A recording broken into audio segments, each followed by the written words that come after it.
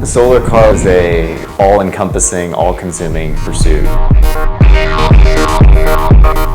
Everything else goes out the window. Girlfriend, parents, friends. 1, 2, 3. Eating, sleeping, certainly. It was worth it because it changed my life completely. When you make something and you can see it working, it's just amazing. Actually being out there and driving a car that you built yourself is just incredible. Most of the students on our team find it really easy to find really great jobs when they graduate from Stanford. So we have folks that go into companies like Boeing or SpaceX, Tesla. The solar car experience was the most important thing I did at Stanford. There will be classes that you took that you don't remember at all. But going to Australia and driving your car across the continent under the power of the sun and only under the power of the sun together with your friends is a defining experience that you will remember until the day you die.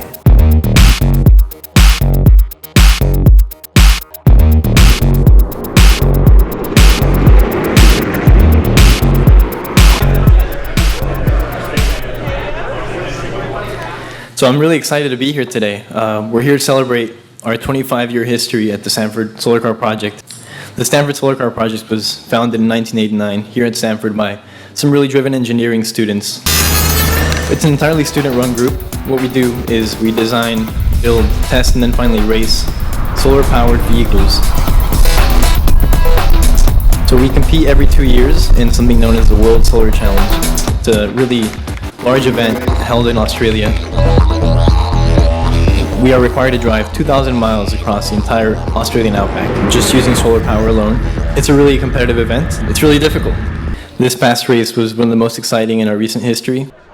Our latest car, Luminos, which raced in the 2013 World Solar Challenge, this very grueling race, it did very well.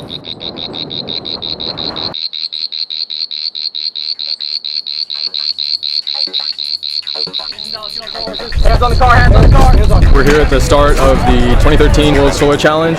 Over the next couple of days, our team will be driving around 2,000 miles across the Australian outback. We think we have a very robust vehicle that's also efficient. So we're looking for a top 5 finish hopefully in this year's race. The race itself has teams from about over 20 other countries. It allows you to see that there are really good engineers and meet really good engineers from every country and every continent in the world. Hi, it was good, totally. And I really think that's a really cool part of the experience. This year we had 15 or 16 team members from Stanford. They're participating in the race. I do love World Solar Challenge. It's so pure as a race. Just point A to point B, first one there wins. Point A to point B happen to be 2,000 miles apart across the most inhospitable land on the planet. I love that. I found that I really like collaborative engineering. I have a lot of fun because I get to work with a lot of really smart people at Stanford. I'm a rising sophomore at Stanford. I'm majoring in mechanical engineering. Try going a few degrees more vertical. Okay, stop. I've actually taken 3 quarters off for solar car. I will finish in 5 years, which will be 12 quarters of school. And my major is computer science. I'll be a 5th-year senior when I get back from this race in computer science. So I'm an economics major at Stanford, and I've been spending the last 2 years working on this vehicle, Luminos, and I also raced with the team in 2011. There are 3 classes that compete in the World Solar Challenge. The class that we competed in is the Challenger class, and that is straightforward racing. You have 1 person in the car. You're trying to go as fast as you can. All the teams begin in Darwin, which is on the northern coast of Australia. And from there on, the teams are racing head-to-head to Adelaide, which is the finish line of the race. For example, the carbon fiber composites, we ramp that up in the late fall going into the winter. Basically, the entire vehicle's composite monocoque chassis and exterior shell is made out of carbon fiber. We have a lot of titanium components on the vehicle. We have very high efficiency solar cells on the top of our vehicle and the solar array. And our team usually spends about 2 or 3 months doing testing here in California for the most part. For example, we'll spend a lot of time in the Central Valley where there's a lot of open farmland where our team can do testing that's a lot more similar to the Australian outback.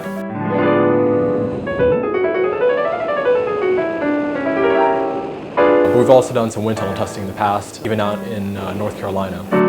Key word for that cycle was testing, testing, testing. We actually put the full length of the race on the car in test miles in the United States, which is a challenge most teams haven't been able to accomplish.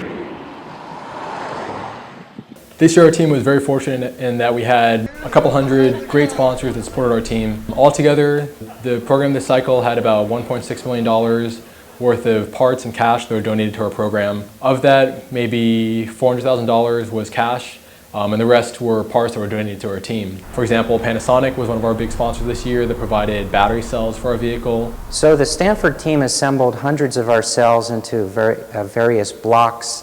Those blocks were assembled into a battery pack, and they did all of the integration themselves, complete with a battery management system. And this is an amazing effort, considering these are young adults, many of them not even officially graduated yet, and being able to pull this off was really, I think, quite magical.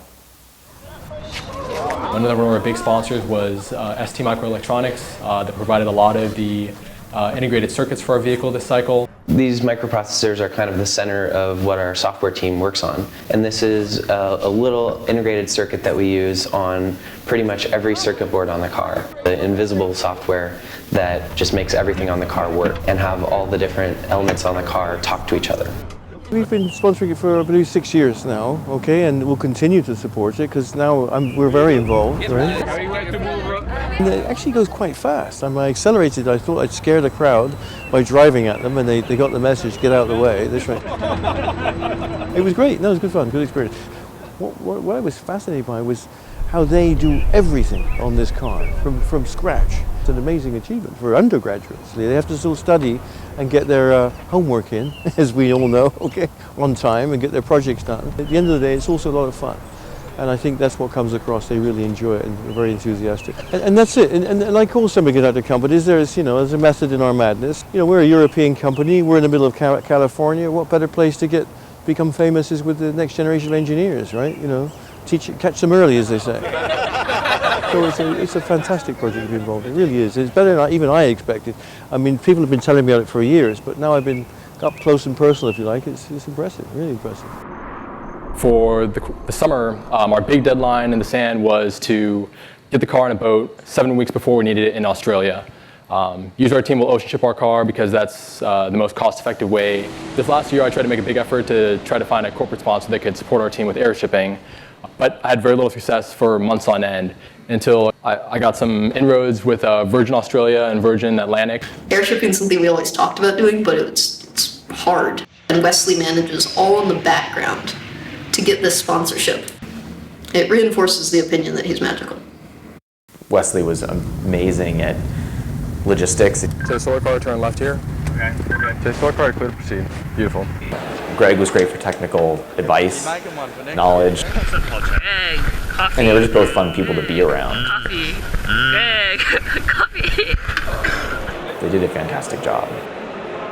So with our team, we definitely have a lot of very passionate, strong personalities. Because the thing is, every time water drips out, we're wasting water. But fortunately, this year we had a very strongly knit group of students that were out in Australia.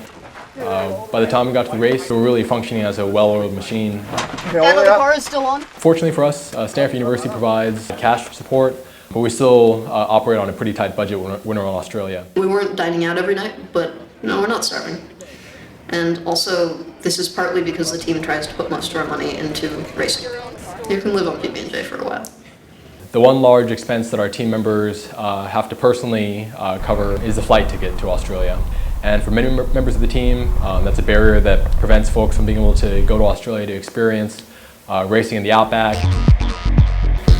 In addition to the solar car itself, our team has a convoy of vehicles that we use to support the race car. So this year Volkswagen provided us with 4 vehicles to use, and our team picked up those vehicles in Melbourne, Australia. The first vehicle that we have in our convoy we call the Scout car. For one, the Scout vehicle is responsible for collecting live weather data just ahead of our team and reporting that back to the rest of the convoy. They'll also report if there's any kind of new road hazards we wouldn't expect.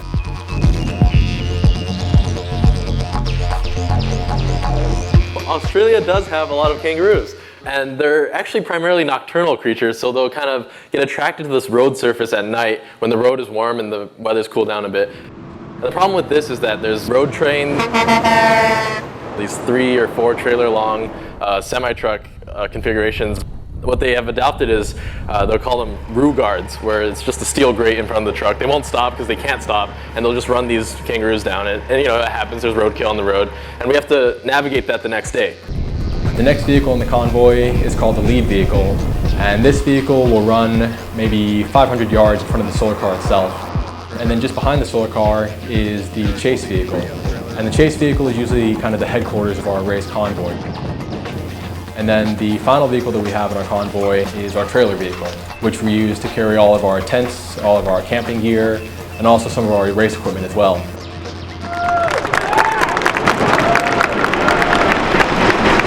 All the teams today got a chance to race their cars around the Hidden Valley racetrack, and the team's racing time on the racetrack is what the officials use to determine the grid order for this year's race. Well, it's a little bit nerve-wracking to be the one doing the hot lap, just because the whole team's kind of counting on you. Everyone's worked really hard to get us here.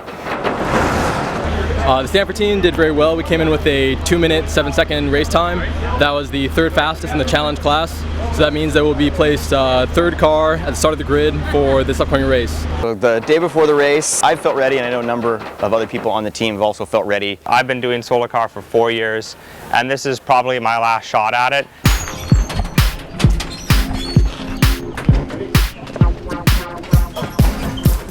So today is race day. It's a little surreal to be here. We're all obviously very pumped up, a lot of adrenaline flowing. None of us have slept all night, waking every hour in anticipation of the day. We're just really excited. It's going to be a great race and a wonderful way to see Australia. We hope to win. I'm excited, our team's excited. Feeling good, got a good night of sleep, and we're ready for a long race. You kind of start to reflect a little bit on 18 months of everything. I mean, the sleepless nights, the joy of something working, the bickering about what is the best design, what's not the best design, just the agony and the ecstasy of it all. So my parents have decided to come to be the, as they call it, drive the chuck wagon for the team. Like my wife says, we're chief cooks and bottle washers. We're making sure that the team stays full. We're the cookies. They'll be making our food and just handling the food logistics for the whole trip. The nice thing about that is it means the team doesn't have to worry about food. They can take a big chunk of work off of the team and leave us to sleep and make sure the car goes really fast. Really excited. It's been a long process, and here we are. The door was, at Thanksgiving 2 years ago, was a piece of cardboard, and he was, designing it. So it's just fun to see it go from the idea to this. The other guy that came was named David Olson. He was a fantastic asset to have because he knew outback weather really well. I believe that at the present time we're looking at some bad weather towards the last day, what we hope to be the last day of the race. If we can get there and fast enough, we should be able to avoid the worst of it. And then if we don't go fast enough, we could run into some bad weather near Adelaide. With a solar panel, you can see your power drop to near zero with a cloud in front of the sun. And we think that if there's enough sun, that we should be able to have enough energy in our batteries to make it down to Adelaide. But it's really kind of a scary game to play when you don't know if you're going to make it to the very end. I'll be driving the first shift, which is exciting.